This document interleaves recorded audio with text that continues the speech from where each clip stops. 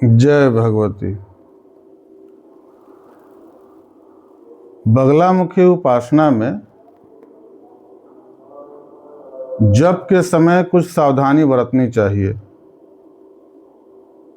जैसे आप जिस समय जप कर रहे हैं, अपने लिए भी अगर जप कर रहे हैं तो उसमें अपना चेहरा आपको दिखना नहीं चाहिए। अपना चेहरा आपके अंदर, आपका चेहरा का भाव नहीं आना चाहिए। परिवार के किसी भी सदस्य का उस समय चेहरे का भाव नहीं आना चाहिए, क्योंकि ज्यों ही हम बोलते हैं कि वाचम मुखम पदम जिह्वाम बुद्धि विनाशाय इत्यादि, ये सब जो बोलते हैं, और उस समय अगर हमारे परिवार के सदस्य का चेहरा हमारे सामने आ रहा है तो उसका प्रभाव वहाँ पर पड़ेगा। और अगर हम अपने लिए जप कर रहे हैं तो उस समय हमको ये होना चाहिए, मन में ये भाव रखना चाहिए कि काम क्रोध लोभ ये हमारा, इसका जो है नाश हो, ये मन में भाव लाना चाहिए। और शत्रु, जो भी मेरा शत्रु भाव रखने वाला व्यक्ति हो, उसका माँ ने उसका जो है जिह्वा पकड़ा है और किल्लित किया है, तो ये भाव आपको रखना होगा।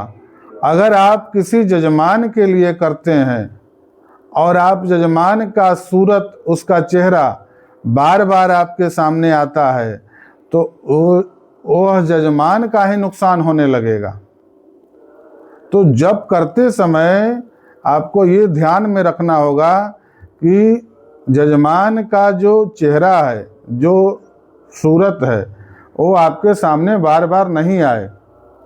क्योंकि अगर इस तरह का आप करते हैं तो जजमान के शत्रु का न अहित होकर के जजमान का ही अहित होने लगेगा। तो बगलामुखी जप साधना में जप कर रहे हैं, अगर बगलामुखी जप कर रहे हैं किसी जजमान के लिए, उसके शत्रु अगर उसको परेशान कर रहे हैं, उसके लिए कर रहे हैं, और जजमान का चेहरा आपके सामने बार बार अगर आ रहा है, तो इससे जजमान का ही नुकसान होने लगेगा। तो इन सब बातों का आपको ध्यान रखना होगा कि आप अगर जजमान का इस तरह का कोई कार्य कर रहे हैं तो आप उसके शत्रु का अगर तस्वीर हो तो तस्वीर को सामने रखें और उस पर आप ध्यान दें, तो मंत्र का जो जप का प्रभाव होगा शत्रु के ऊपर जाएगा। अगर शत्रु उसका नहीं है, शत्रु यानी कि शत्रु का कोई तस्वीर नहीं है, तो उस परिस्थिति में आप केवल संकल्प में ये भाव कर दें और बाकी समय में माता के तरफ ही केवल ध्यान रखें। ना अपने तरफ ध्यान आने दे और ना ही जजमान के तरफ ध्यान, क्योंकि दोनों ही तरफ अगर ध्यान करेंगे, अगर अपनी स्मृति, अपने चेहरा आपको अगर उस पर ध्यान देंगे तो आपका खुद का नुकसान होने लगेगा। तो जप करते समय आपको विशेष सावधानी बरतना है। अब बगलामुखी उपासना में हर कार्य पीला उसमें होना चाहिए, मतलब कि आपको पीला आसन रखना है, पीला वस्त्र पहनना है, पीला भोजन ही करना है, पीली माला होनी चाहिए। माला आप उसमें विशेष रूप से हल्दी का माला का प्रयोग किया जाता है। अगर हल्दी का माला आपके पास उपलब्ध नहीं है तो रुद्राक्ष के माला पर भी कर सकते हैं, अन्यथा सफ़ेद चंदन को पीला रंग में रंग के उस पर भी आप कर सकते हैं। अब विशेष कोई आपको सिद्धि प्राप्त करनी हो, विशेष बगलामुखी माता का विशेष कोई आप कार्य कर रहे हैं, कोई सिद्धि कर रहे हैं, तो उसमें आपको 36 तंतुओं की दीप वर्तिका बनानी है। 36 तंतुओं का मतलब कि जो दीप हम लोग प्रज्वलित करते हैं तो उसमें एक इस तरह का जो निकला हुआ रहता है, ये 36 होना चाहिए, अन्यथा उसमें 36 बत्ती लगा दे। उस तरह का पात्र रखे, उसमें 36 बत्ती लगा दे। तो ये विशेष सिद्धि के लिए इसका प्रयोग करना चाहिए। अगर बगलामुखी का विशेष कोई सिद्धि करना चाहता है तो उस परिस्थिति में इस तरह का 36 तंतुओं की दीप वर्तिका बना करके और तब दीप प्रज्वलित करके और तब आप माला का जप करें। इसमें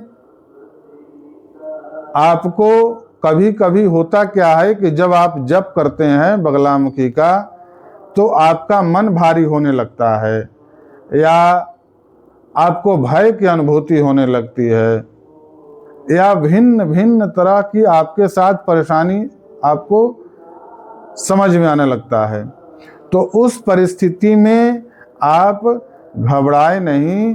उस परिस्थिति में आपको अगर संभव हो तो आप काली का या प्रत्यंगिरा का पाठ करें। उस माला को पूरा करके और उसको रोक करके काली और प्रत्यंगिरा का पाठ करें। या रोज जिस तरह से अगर आप नियमित रूप से कर रहे हैं तो शाम को जप के अंत में आप इन दोनों में से कोई पाठ कर लें, या शुरुआत में भी कर ले और अंत में भी करें। ये करें, या आप शुरू और अंत में गायत्री मंत्र का जप करें, या सरस्वती बीज मंत्र का जप करें। इस तरह से, या श्री सूक्त का पाठ करें शुरू में और अंत में। तो इससे होगा कि आपका जो ये मन में इस तरह का जो भाव पैदा हो रहा है, इसका प्रभाव आपके ऊपर लागू नहीं होगा और फिर आपका मन चित्त शांत होकर के आप अपना जप पूरा कर पाएंगे। तो जप करते समय जो सावधानी बरतनी है कि आपको अपने लिए भी जप कर रहे हैं तो उसमें अपना स्मृति उस समय आपको नहीं आना चाहिए, अपना चेहरा नहीं आना चाहिए, अपने पूरे परिवार का चेहरा उस समय नहीं दिखना चाहिए, स्मृति उसका नहीं आना चाहिए। इन सब चीज़ों का ध्यान रखना चाहिए, नहीं तो इसका प्रभाव आपको खुद को नुकसान करने लगेगा। तो बगलामुखी जप में आपको इन सारी चीज़ों का ध्यान रखना होगा। जय भगवती।